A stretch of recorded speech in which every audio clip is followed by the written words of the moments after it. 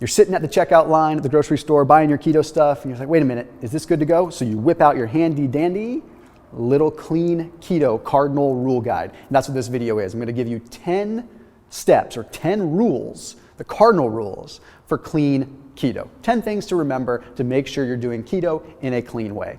Please make sure you hit the red subscribe button and hit that little bell button, and make sure you pop in daily to my videos to boost that algorithm so that this content gets out there. I need your help. Every day there's a video, at least pop on for a minute.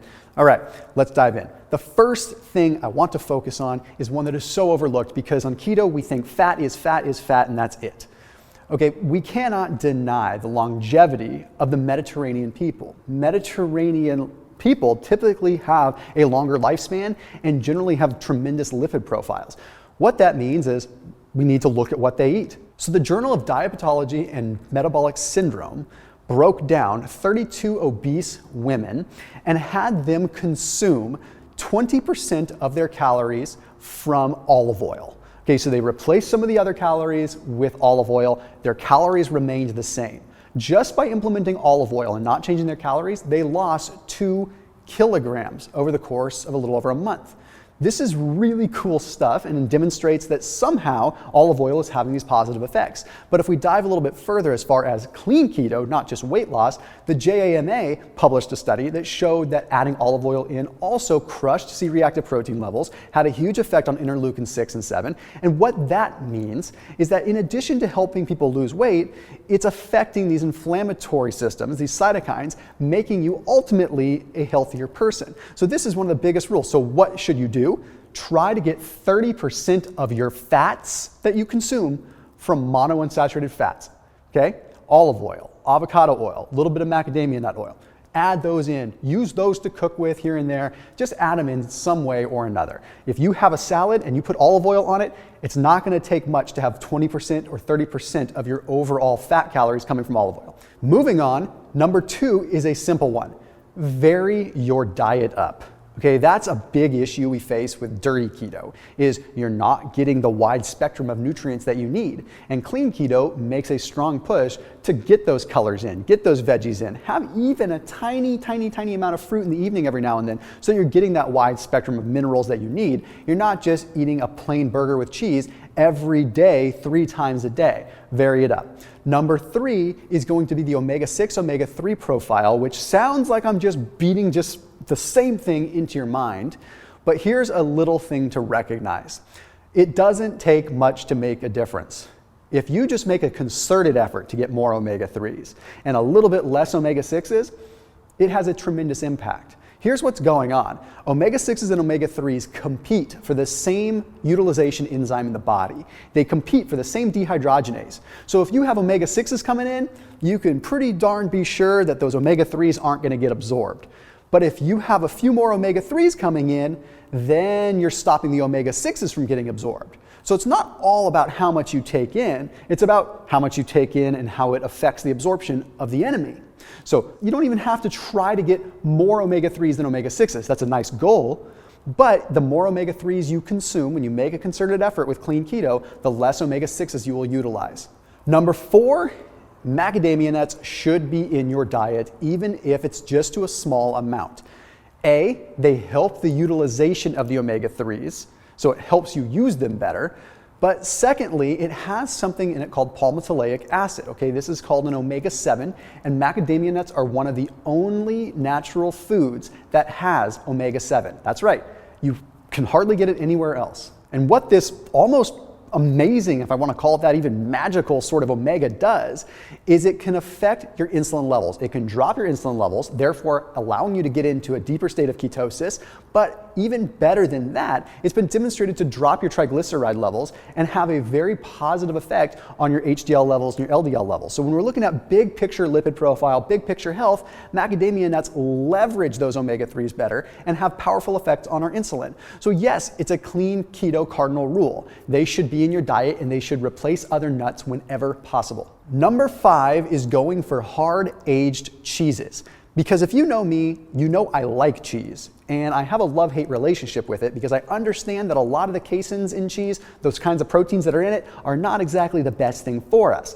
But I love cheese, and I love saturated fat that comes from the cheese. It just tastes good. So what do? You go for the aged cheeses whenever possible. And I have multiple videos that break this down, but when you age a cheese, it becomes more biologically active. Okay, it allows the sort of biome, basically the cultures within that cheese, to be able to do its job better. But more importantly, it breaks down the casein proteins that would ordinarily be the problem. So aged Gouda, there's aged Swiss, there's all kinds of aged cheeses, and you'll spend $1 or $2 more, but it will make it clean keto, and it will make it so you don't feel like Thomas is gonna rain on your parade when you eat that cheese and your eggs tomorrow morning. It breaks down the casein into what are called phosphopeptides, which help you utilize the minerals from the cheese better. That phosphopeptide can help you utilize the calcium from the cheese and put it into the right spot. And a hot tip, if you're a Gouda fan, Gouda has a high amount of vitamin K that allows the calcium to get into the bone properly, so you don't have just circulating high levels of calcium. You're actually utilizing it. The next one is when you do have red meat, make sure that you're A, getting in a leaner cut, but B, you're going for a grass-fed, grass-finished. Now, there's two things I really want to say here. Okay, the first one is, if you're consuming fat that's coming from a meat source, if that meat source has been consuming a bunch of soy and a bunch of grains, there is a high likelihood that that is going to get stored in the fat, and therefore you're going to absorb it. The big argument here is the omega-3 content of meat is so negligible.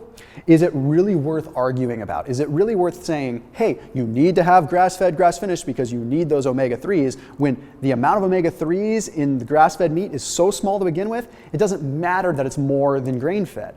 So should you just throw this out the window entirely?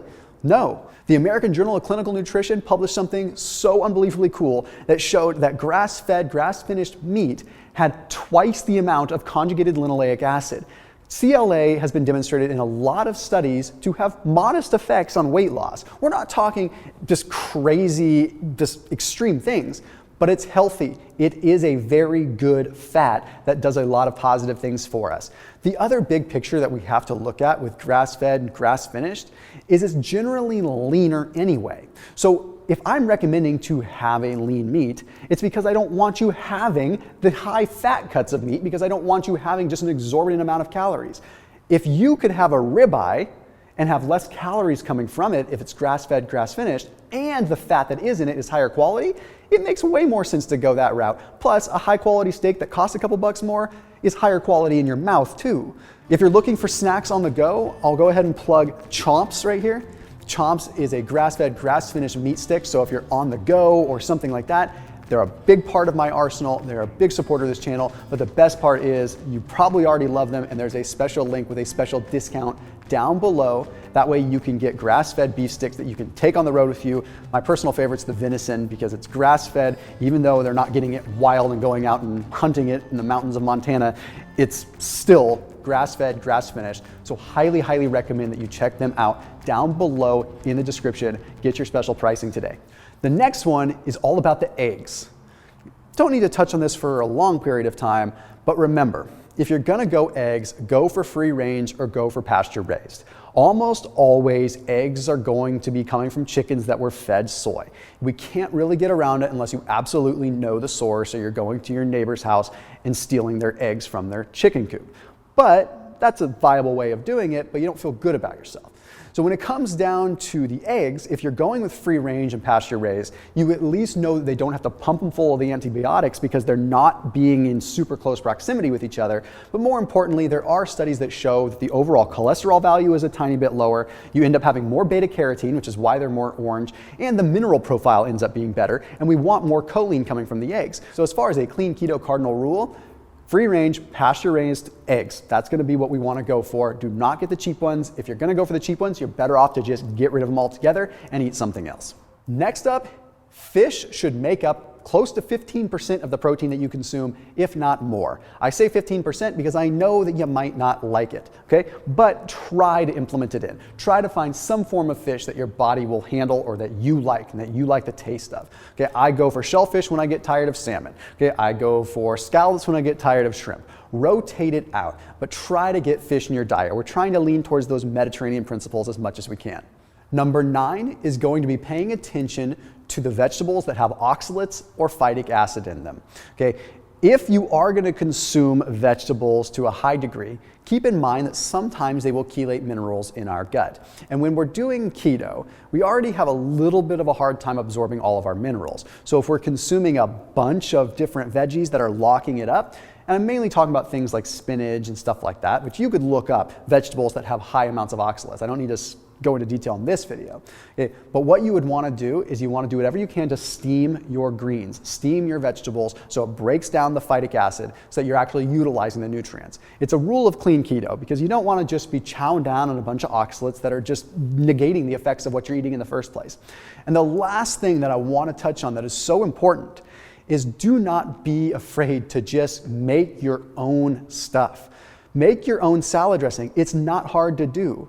If you look at the salad dressings on the shelves, most of them are riddled with soybean oil or canola oil at best. You don't find good, healthy salad dressings very often. Same thing with mayonnaise. I did a video where I made my own avocado mayonnaise, okay? I link out to it down below. It's not expensive and it makes a lot of sense. Okay, you make your own and you can actually control it, and then you can have the things that you like. You can have the Caesar dressing, you can have the blue cheese dressing. Go for it, make your own, because that is one of the biggest pieces of doing clean keto. However, I understand if you're traveling, then you can just pick and choose what you have to pull from to do your best that you can and put your best foot forward to do clean keto. We'll see you tomorrow.